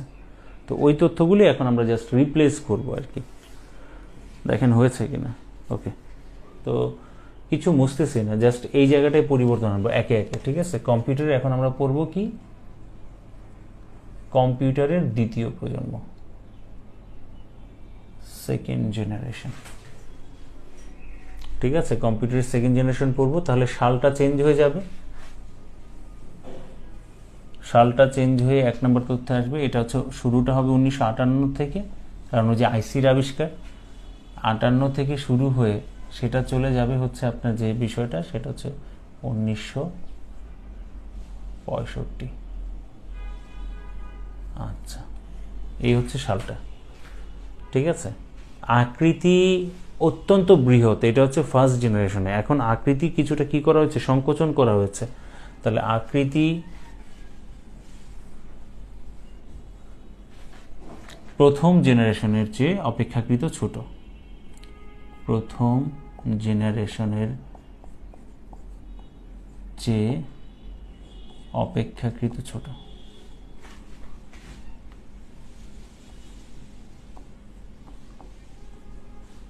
প্রথম জেনারেশন চেয়ে অপেক্ষাকৃত ছোট। ঠিক আছে, এবার আসেন স্মৃতি ভান্ডারের যে বিষয়টা, এর মেমোরি কিছুটা আপডেট হয়েছে। ঠিক আছে, তাহলে আমরা বলতে পারি অত্যন্ত সীমিত জায়গায়। ঠিক আছে, স্মৃতি ভান্ডার কিছুটা বা সামান্য পরিমাণে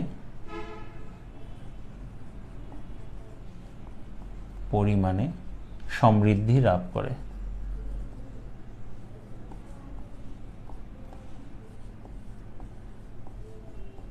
কিছুটা পরিমাণে বা সামান্য পরিমাণে সমৃদ্ধি লাভ করে। আচ্ছা, বেশি বিদ্যুৎ শক্তির প্রয়োজন হতো। ঠিক আছে, তো যেহেতু ট্রানজিস্টর ব্যবহার শুরু হলো, তাহলে এখানে বিদ্যুৎ শক্তির প্রয়োজন হয়। হ্যাঁ, তো বেশি বিদ্যুৎ শক্তির প্রয়োজন হয় এটা না বলে আমরা বলবো যে প্রথম জেনারেশনের কম্পিউটারের চেয়ে বিদ্যুৎ শক্তি কম প্রয়োজন হয়। প্রথম জেনারেশনের চেয়ে বিদ্যুৎ শক্তি কম প্রয়োজন হয়, প্রথম জেনারেশনের চেয়ে বিদ্যুৎ শক্তি কম প্রয়োজন হয়। আর বিদ্যুৎ শক্তির অপচয় বেশি হয়, এই জায়গায় কথাটা লিখবো, ওই যে প্রথম জেনারেশনের চেয়ে বিদ্যুৎ শক্তির অপচয় কম হয়।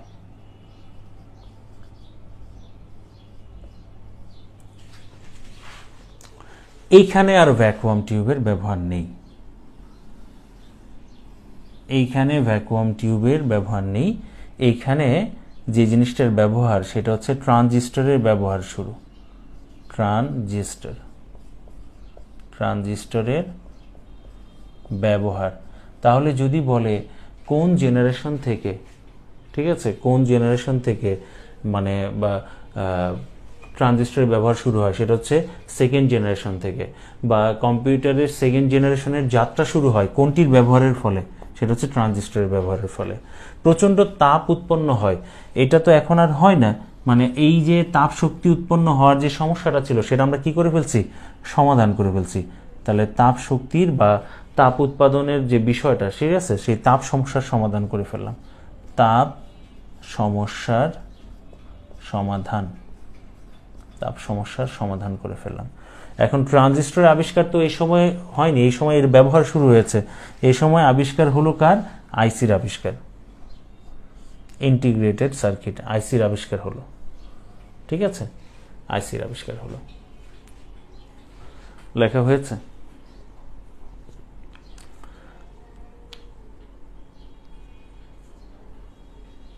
আচ্ছা, ঠিক একই রকমভাবে এখানেও চুম্বকীয় ড্রাম মেমোরি ছিল, ম্যাগনেটিক কোর মেমোরি বা অস্থায়ী চুম্বক বা চুম্বক পদার্থের ব্যবহার, ইনপুট আউটপুট হিসেবে প্রোগ্রামেবল কার্ড, পাঞ্চ কার্ড বা ম্যাগনেটিক টেপ এগুলো ব্যবহার করা হতো। ঠিক আছে, এই যে 8 এবং 9 এগুলো ঠিক রাখেন।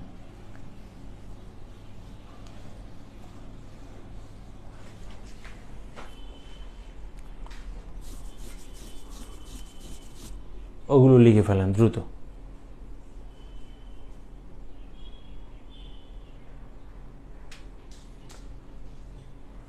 মেমোরির বিষয়টা লিখে ফেলেন, ইনপুট আউটপুটের বিষয়টা লিখে ফেলেন। আচ্ছা, জাস্ট একটা উদাহরণ হিসেবে এইভাবে মনে রাখতে পারেন, যত ধরনের মেইন ফ্রেম কম্পিউটার ছিল, যত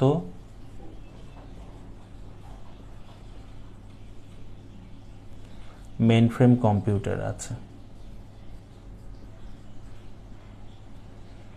যত মেইন ফ্রেম কম্পিউটার আছে সব। আর এইখানে একটা সিরিজ লিখে রাখতে পারেন, সেটা হচ্ছে আইবিএম, সেটা হচ্ছে 1600 এবং 1400 সিরিজের সব, 1600 আর হচ্ছে 1400 সিরিজের সব। মানে হচ্ছে বিষয়টা কেমন, সেটা হচ্ছে 1601 থেকে 1699, 1401 থেকে 1499, এই পরিধির মধ্যে যারা আছে তারা সবাই মানে হচ্ছে এর উদাহরণ। ঠিক আছে, এর উদাহরণ। এখন আমি যদি লিখি যে নিচের কোনটি দ্বিতীয় প্রজন্মের কম্পিউটার উদাহরণ, একটা জায়গায় আছে আইবিএম 1620, দেখেন তো 1620 এই সিরিজের মধ্যে পড়ছে কিনা।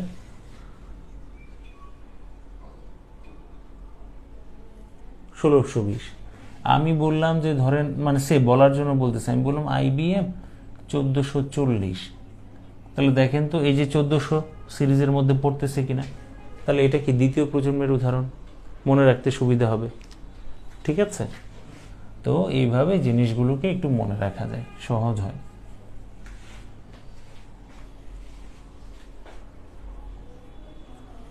লেখা হয়েছে কিনা?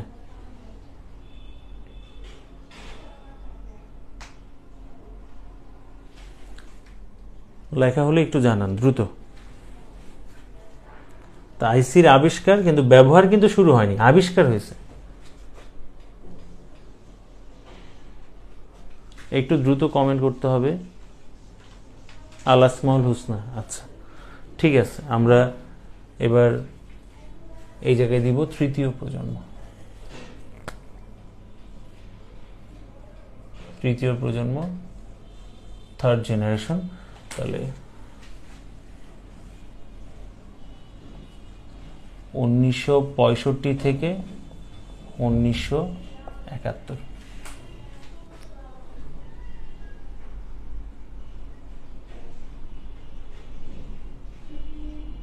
হ্যাঁ,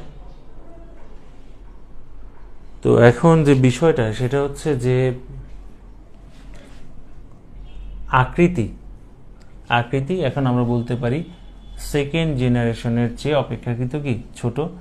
স্মৃতি ভান্ডার, হ্যাঁ স্মৃতি ভান্ডার আগের চেয়েও কি করা হয়েছে, বৃদ্ধি করা হয়েছে।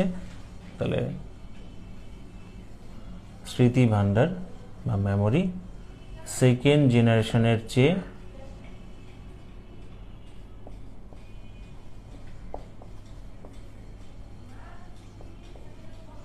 বৃদ্ধি করা হলো। আচ্ছা, বিদ্যুৎ শক্তি সেকেন্ড জেনারেশনের চেয়ে আস্তে আস্তে কম লাগা শুরু হলো, বিদ্যুৎ শক্তির অপচয় আরও কম হতে শুরু করলো, আরও কম বা একেবারে হয়ই না, আরও কম। হ্যাঁ, আচ্ছা, ট্রানজিস্টরের ব্যবহার এই জায়গায় তো মানে যে বিষয়টা এখানে এখন যার ব্যবহার শুরু হবে সেটা হচ্ছে আইসি। তাহলে আইসির ব্যবহারের থেকে কার যাত্রা শুরু? কম্পিউটারের তৃতীয় প্রজন্মের যাত্রা শুরু, আইসির ব্যবহার। তাপ সমস্যার সমাধান তো আগেই হয়ে গেছে, তাই এটা আর আসবে না, তাপ সমস্যার সমাধান আগেই হয়ে গেছে। আচ্ছা, তো এই যে বিষয়টা, ঠিক আছে, এই যে 1971 যদি আমরা ধরি তাহলে মাইক্রো প্রসেসরের আবিষ্কার, কিন্তু মাইক্রো প্রসেসর কিন্তু ব্যবহার শুরু হয়নি। ঠিক আছে, মাইক্রো প্রসেসরের আবিষ্কার। ঠিক আছে, আর এই জায়গাটায় যে বিষয়টা আসলে যে মেমোরির যে বিষয়টা, মেমোরিতে এবার থেকে ব্যবহার শুরু হলো এই যে চৌম্বক পদার্থ, এই সাধারণ পরিবাহী এইসব পদার্থের পরিবর্তে ব্যবহার শুরু হলো সেমিকন্ডাক্টরের। আর সেমিকন্ডাক্টরের ব্যবহার শুরু হলেই কিন্তু আমরা জানি যে কম শক্তি ব্যবহার করে, কম বিদ্যুৎ শক্তি ব্যবহার করে জিনিসটা চলতে পারে। Semiconductor type memory.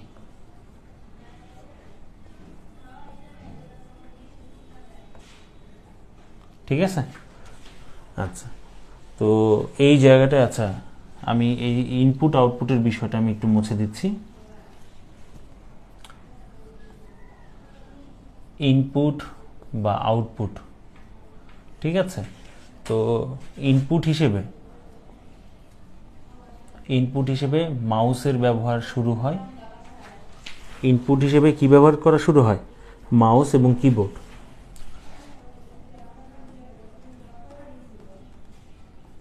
ইনপুট হিসেবে মাউস ও কিবোর্ডের ব্যবহার শুরু হয়। আর আউটপুট হিসেবে যেটা পাওয়া যায় VDU, যেটাকে বলা হয় ভিজুয়াল ডিসপ্লে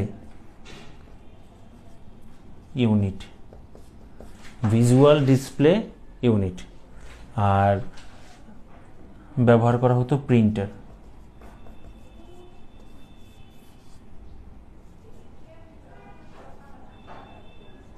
ঠিক আছে, তো এইসব জিনিসগুলো আমরা এই যে আস্তে আস্তে কিন্তু উন্নত হচ্ছে, জিনিসগুলো ছোট হয়ে আসতেছে।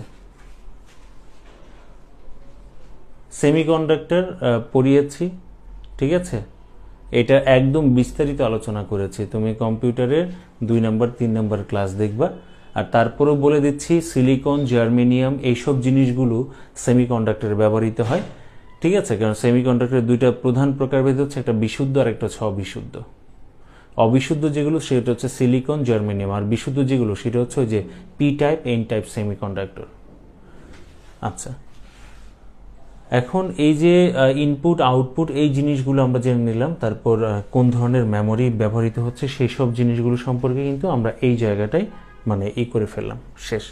তো এখন এই জায়গার যে উদাহরণগুলো, মানে তৃতীয় প্রজন্মের যে কম্পিউটার, এটা সাইজ তো যেহেতু ছোট হয়ে আসছে, তাহলে আমরা বলতে পারি যে বিষয়টা সেটা হচ্ছে মানে এই জায়গাটায় যে তৃতীয় প্রজন্মের যে বিষয়টা, এখানে আমরা বলতে পারি তাহলে যত ধরনের কি কম্পিউটার আছে, মিনি কম্পিউটার আছে, সেগুলো সব মিনি কম্পিউটার। এই যে যত ধরনের মিনি কম্পিউটার আছে সেই সব জিনিসগুলো তোমার কি হিসেবে, কালিটা আবার হয়ে গেল, মিনি কম্পিউটার আছে। যেমন মিনি কম্পিউটার পড়ার সময় আমরা পেয়েছিলাম ওই যে পিচ্ছি, PDP-1, PDP-8, হ্যাঁ, এই সিরিজের যেগুলো, হ্যাঁ, এগুলো হচ্ছে যে তৃতীয় প্রজন্মের কম্পিউটার। কথা বোঝা গেছে? এখন এই যে মাইক্রো প্রসেসরের আবিষ্কার হয়েছে, কিন্তু মাইক্রো প্রসেসরের তো ব্যবহার শুরু হয়নি। সালটা একটু খেয়াল করবো, 1971।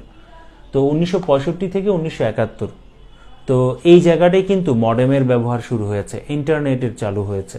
তা আমরা এই যে মানে এই জায়গায় আরও কয়েকটা জিনিস একটু লিখে রাখতে পারি, যে এই তৃতীয় প্রজন্মের কম্পিউটারে মডেমের ব্যবহার হয়, মডেম মডেমের ব্যবহার নাম্বার 11, এইখানে ইন্টারনেটের ব্যবহার হয়, ইন্টারনেটের ব্যবহার চালু, হ্যাঁ ইন্টারনেটের ব্যবহার কি করা হয়, চালু করা হয়। তাহলে মডেমের ব্যবহার, ইন্টারনেটের ব্যবহার, এবং যে বিষয়টা আমরা বলতে পারি, আমরা যে যোগাযোগের জন্য টেলিফোন তার ব্যবহার করতাম বা টেলিফোন ব্যবহার করতাম, সেই টেলিফোনের তার কম্পিউটারের মধ্যে ব্যবহার শুরু হয় এই প্রজন্মের মধ্যে। তাহলে আমরা বলতে পারি টেলিফোন তার কম্পিউটারে, এই কম্পিউটারে ব্যবহার শুরু, এই কম্পিউটারে ব্যবহৃত হয়। ঠিক আছে, তাহলে মডেমের ব্যবহার, ইন্টারনেটের ব্যবহার, টেলিফোন তার, হ্যাঁ এই কম্পিউটারে ব্যবহৃত হয়, বা টেলিফোন তার দিয়ে মানে এই কম্পিউটারের মধ্যে সংযোগ, ব্যবহৃত বলতে যেটা বোঝাচ্ছে সেটা হচ্ছে সংযোগ।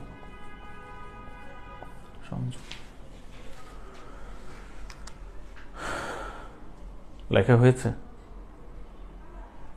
এই যে সেমিকন্ডাক্টর টাইপ মেমোরি, এখানে কিন্তু ওই বিষয়গুলো চলে আসবে, র্যামের বিষয় চলে আসবে, রোমের বিষয় চলে আসবে। ঠিক আছে, র্যাম, রোম, এই ধরনের জিনিসগুলো এখানে লেখা হয়েছে। তাহলে সাল জানলাম, তারপর তথ্য ভাণ্ডার আকৃতিটা কেমন, হ্যাঁ বিদ্যুৎ শক্তি কেমন লাগছে, আইসির ব্যবহার, মাইক্রোপ্রসেসরের আবিষ্কার, মেমোরির ধরনটা কেমন, ইনপুট আউটপুট হিসেবে কি ব্যবহৃত হচ্ছে, মডেমের ব্যবহার, ইন্টারনেটের ব্যবহার, টেলিফোনের তার এইটার মধ্যে, এই কম্পিউটারের মধ্যে সংযোগ দেওয়া হয়েছিল। ঠিক আছে, এই সময়টা থেকে। আচ্ছা, তাহলে মুছে দিই আমরা এখন চলে যাব হচ্ছে চতুর্থ যে প্রজন্মটা, সেটাতে, 4th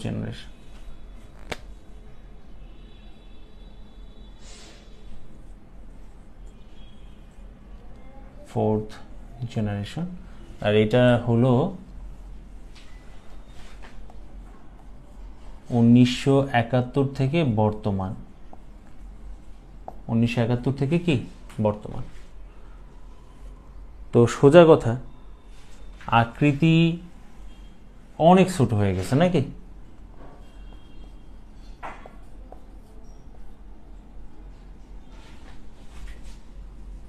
আকৃতি পূর্বের সকলের তুলনায় সংকোচন, পূর্বের সকলের তুলনায় সংকোচন করা হয়।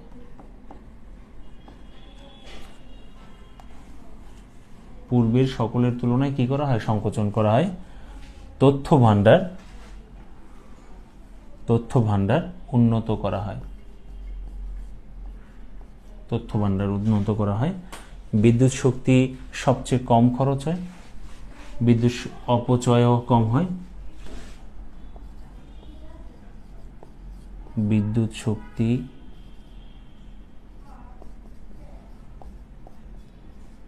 সবচেয়ে কম বলতে আগের সবার চাইতে কম, সবচেয়ে কম ব্যবহৃত হয় বা প্রয়োজন হয়, সবচেয়ে কম প্রয়োজন হয়। তার মানে অপচয় যে বিষয়টা সেটা একেবারেই হয় না। আচ্ছা, কারণ আইসির ব্যবহার তো এখানে আমরা বলতে পারবো না, এখানে আমরা বলতে পারবো ওই যে মাইক্রো প্রসেসর। দেখেন সালটা তো 1971, এই কারণে এখানেই বলতে পারি মাইক্রোপ্রসেসরের আবিষ্কার এবং ব্যবহার। মাইক্রো প্রসেসর এর আবিষ্কার ও ব্যবহার, এর আবিষ্কার ও ব্যবহার। মাইক্রোপ্রসেসরের আবিষ্কার ও ব্যবহার। মাইক্রোপ্রসেসর যদি আবিষ্কার হয় তাহলে তো আমরা বলতেই পারি মাইক্রো কম্পিউটারের প্রচলন শুরু, মাইক্রো কম্পিউটারের প্রচলন শুরু, মাইক্রো কম্পিউটারের প্রচলন শুরু।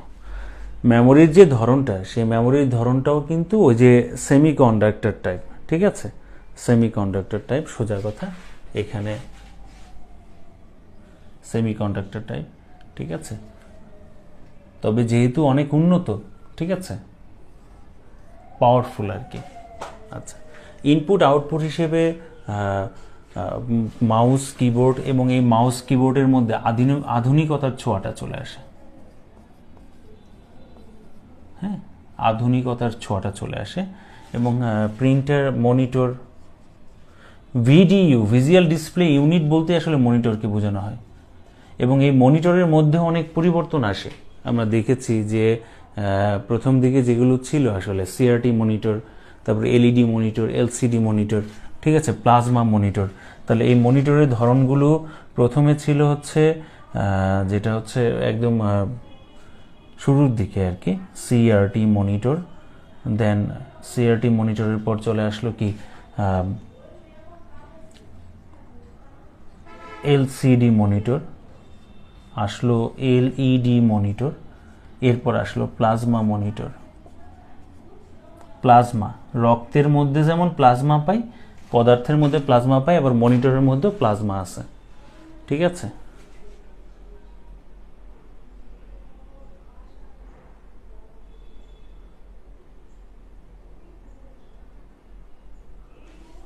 মাইক্রো প্রসেসর আবিষ্কার, এটা তো 1971, ঠিক আছে।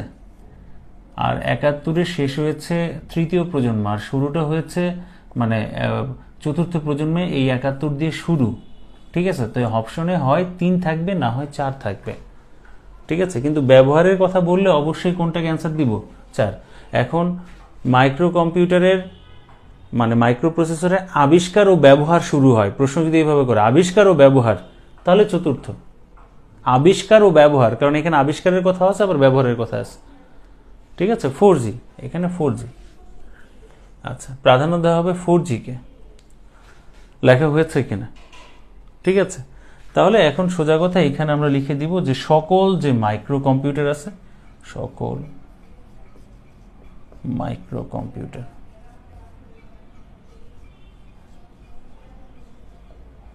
সকল মাইক্রো কম্পিউটার।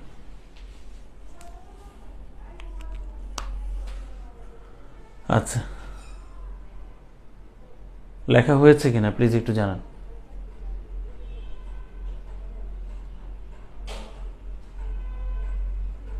সকল মাইক্রো কম্পিউটার, ইভেন আমরা এই জায়গাটায় বলতে পারবো, কারণ সুপার কম্পিউটার, সুপার কম্পিউটার, ঠিক আছে।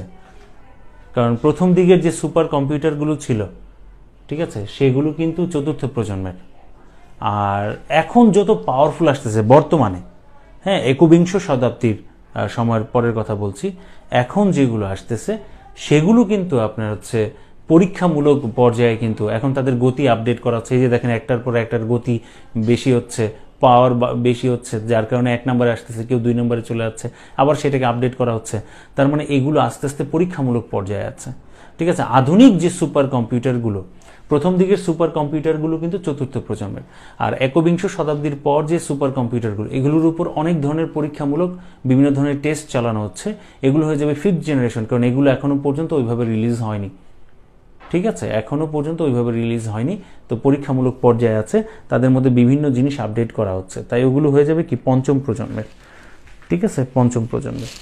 তো আমরা এখন ওই জিনিসগুলোই লিখব, ঠিক আছে। 5ম প্রজন্ম,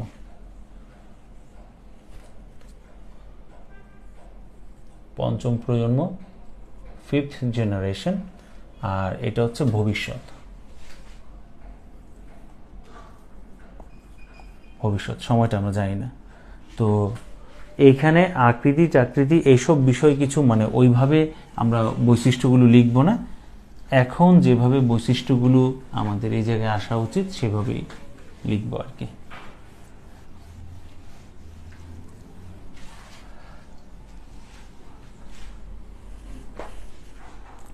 আচ্ছা, তো সোজা কথা, এই ভবিষ্যৎ প্রজন্মের যে কম্পিউটারগুলো, এর মধ্যে ইনপুট, হ্যাঁ, ইনপুট হিসেবে আমরা যেটা দেখব সেটা হচ্ছে ইশারা, ইঙ্গিত, ঠিক আছে, ইশারা ইঙ্গিত। তারপর হচ্ছে মুখের ভাষা,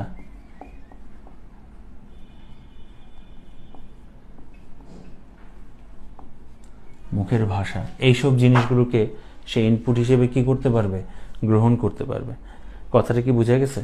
আচ্ছা, তারপর এর মধ্যে অত্যাধুনিক যে বৈশিষ্ট্যগুলো থাকবে, সোজা কথা বহু প্রসেসর,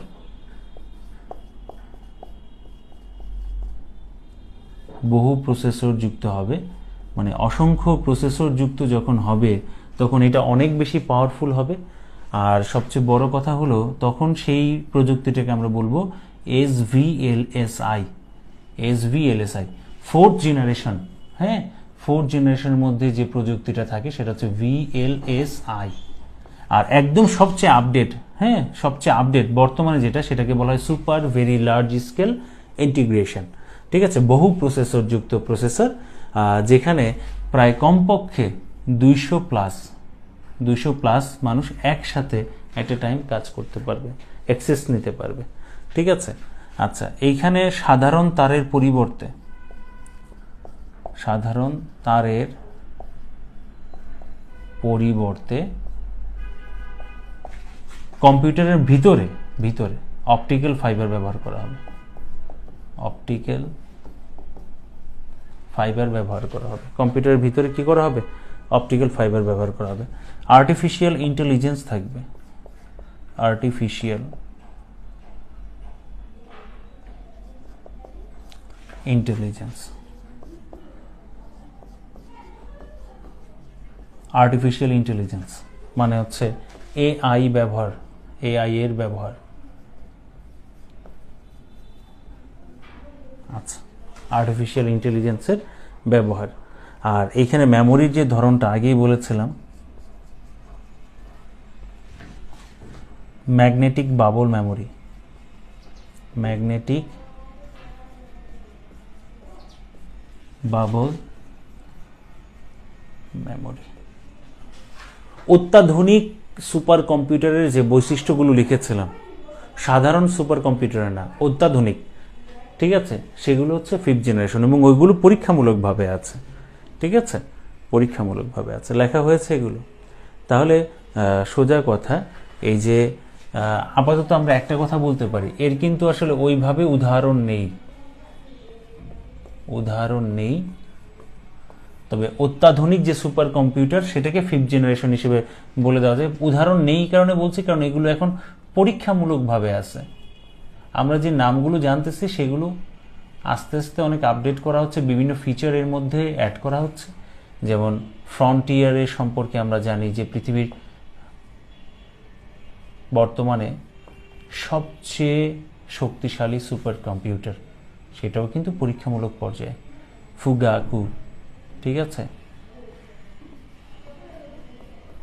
এই ধরনের জিনিসগুলো। তবে এটাই বলা উচিত আসলে যে এগুলো পরীক্ষামূলক পর্যায়ে এখনো ওইভাবে উন্মুক্ত হচ্ছে না। ঠিক আছে, তাহলে কি পারা যাবে? এই সময় মেসেঞ্জারে একটা অনুমতি না নিয়ে কল দিয়ে দেয়, বুঝলাম না আসলে।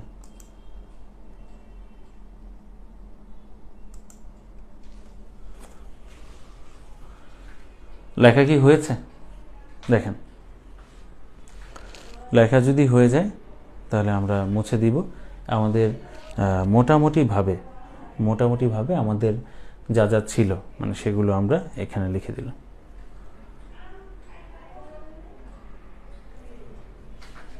তাহলে আমরা আমাদের যে কম্পিউটারের প্রকারভেদ, এটা আমরা অনেকগুলো দিক থেকে আলোচনা করলাম, মোটামুটিভাবে শেষ। ওকে, মুছে দিলাম।